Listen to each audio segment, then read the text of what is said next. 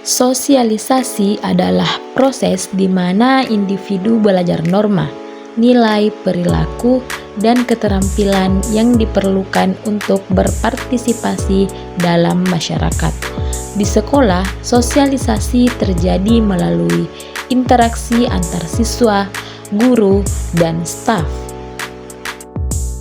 Contohnya, ketika siswa baru masuk sekolah, mereka belajar tentang aturan sekolah, tata tertib, nilai-nilai, dan budaya sekolah melalui orientasi, interaksi dengan teman sebaya, dan pengajaran dari guru. Misalnya, siswa diajarkan untuk menghormati guru dan bekerja sama dalam kelompok.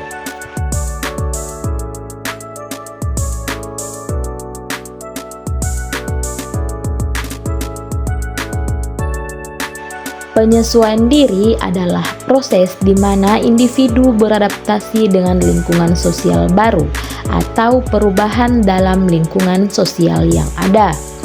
Contohnya, seorang siswa pindahan dari sekolah lain mungkin awalnya mengalami kesulitan menyesuaikan diri dengan lingkungan baru, tetapi seiring waktu mereka belajar cara berinteraksi dengan teman sekelas, memahami ekspektasi guru, dan beradaptasi dengan budaya sekolah.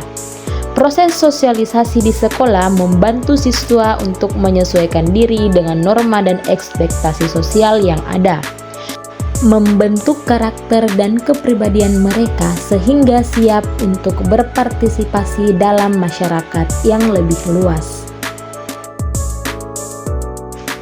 Pranata sosial adalah sistem norma dan hubungan sosial yang terorganisir untuk memenuhi kebutuhan dasar masyarakat. Contohnya, sekolah itu sendiri adalah pranata sosial yang bertujuan untuk menyediakan pendidikan, mengembangkan keterampilan, dan menanamkan nilai-nilai tertentu pada siswa.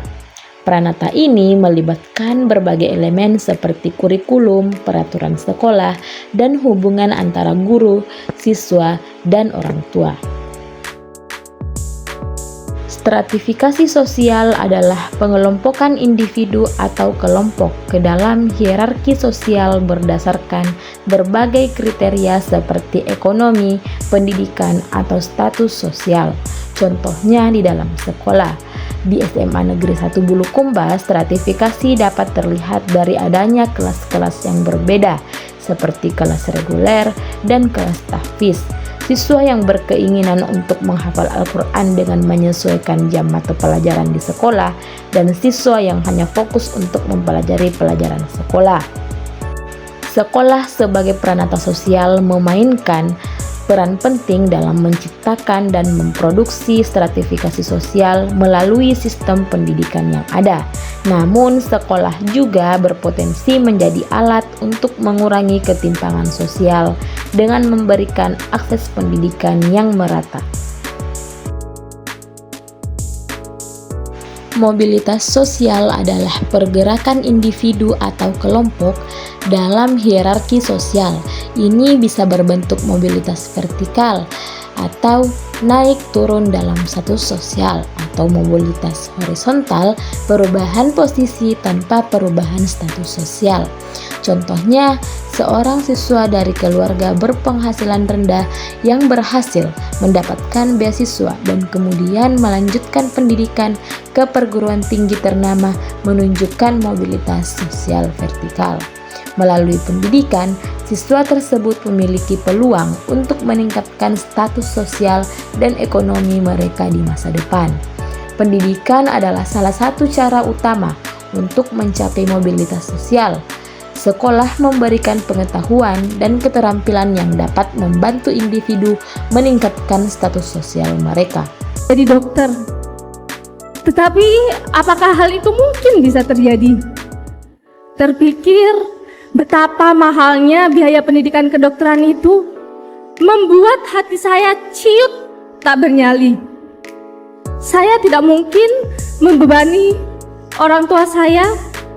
Papa saya bekerja sebagai tukang ojek dan memiliki 7 orang anak. Mama saya yang bekerja sebagai pedagang kecil di sekolah. Saya paham akan hal itu. Namun saya masih memiliki satu harapan. Saya mengejar beasiswa afirmasi daerah dari Papua. Perubahan sosial adalah transformasi yang signifikan dalam struktur dan budaya masyarakat seiring waktu. Contohnya, implementasi teknologi dalam pendidikan seperti penggunaan e-learning dan perangkat digital merupakan contoh perubahan sosial di sekolah. Perubahan ini mengubah cara guru mengajar dan siswa belajar, serta memperkenalkan metode pembelajaran baru yang lebih interaktif dan fleksibel. Pendidikan berperan sebagai agen perubahan sosial dengan memperkenalkan ide-ide baru, teknologi, dan nilai-nilai yang dapat mengubah struktur dan dinamika sosial.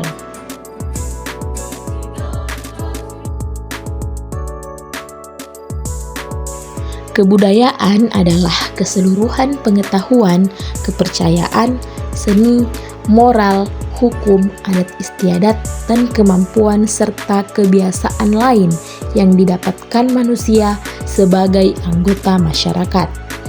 Contohnya, setiap sekolah memiliki budaya sendiri yang meliputi nilai-nilai, norma, dan praktik yang unik.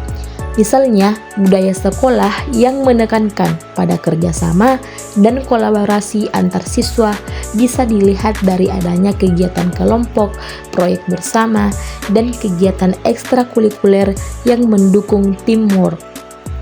Sekolah dan kampus adalah tempat di mana kebudayaan diperkenalkan dan dikembangkan.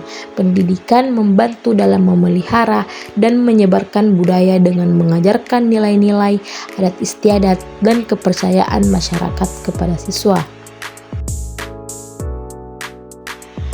Transmisi budaya adalah proses di mana kebudayaan ditransfer dari satu generasi ke generasi berikutnya.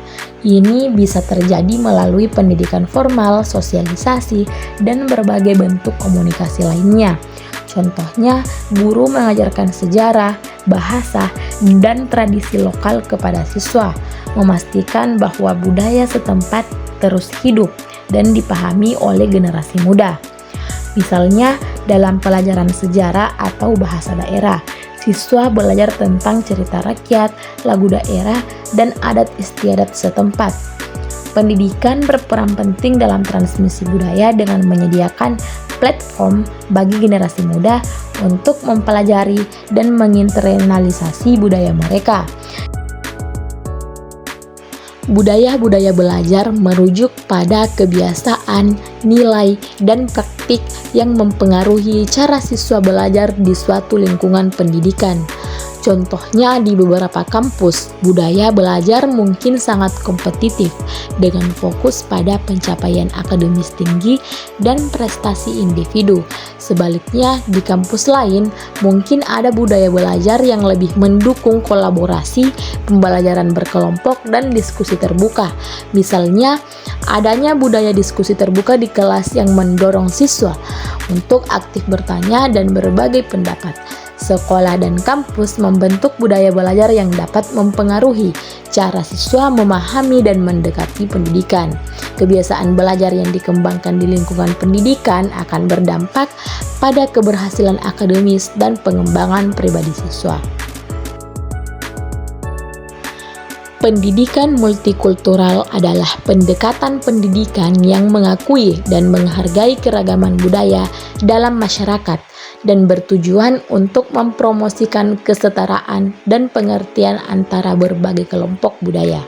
Contohnya, sekolah dapat menyelenggarakan program-program yang menampilkan berbagai budaya, seperti festival budaya, hari bahasa, atau proyek yang mengharuskan siswa mempelajari dan mempresentasikan tentang budaya yang berbeda. Misalnya, sebuah sekolah mengadakan hari internasional, di mana siswa mempersembahkan makanan, tarian, dan cerita dari berbagai negara, serta mengajarkan nilai-nilai toleransi dan penghargaan terhadap perbedaan. Dengan mengintegrasikan pendidikan multikultural, sekolah dan kampus dapat mempromosikan pemahaman dan penghargaan terhadap keragaman budaya, mengurangi prasangka, dan mendorong inklusi sosial. Ini membantu menciptakan lingkungan belajar yang lebih harmonis dan menghargai perbedaan. Sekolah seringkali menciptakan budaya yang berfokus pada kepatuhan terhadap aturan dan norma-norma tertentu yang mungkin tidak selalu mencerminkan keberagaman budaya dan pengalaman siswa. Adapun konsep pendidikan ideal, menurut Ki Hajar Dewantara, menekankan pentingnya pendidikan yang menciptakan lingkungan inklusif yang memahami dan menghargai keberagaman budaya. Pendidikan harus mempromosikan kebebasan berpikir, kreativitas, dan pengetahuan tentang budaya lokal dan global. Gap. Terkadang sekolah gagal menciptakan lingkungan yang benar-benar inklusif dan menghargai keberagaman budaya.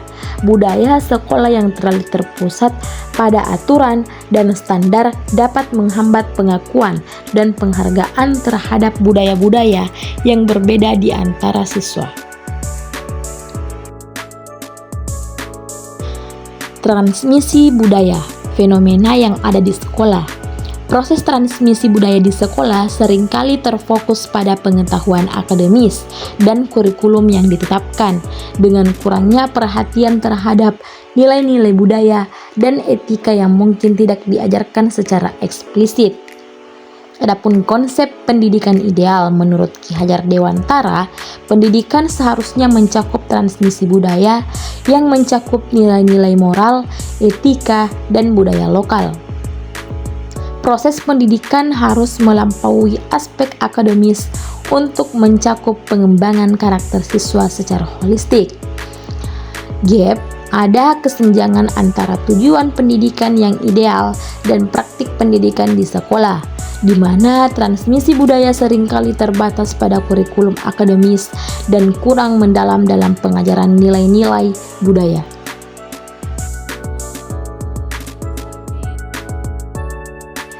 Budaya-budaya belajar, fenomena yang ada di sekolah.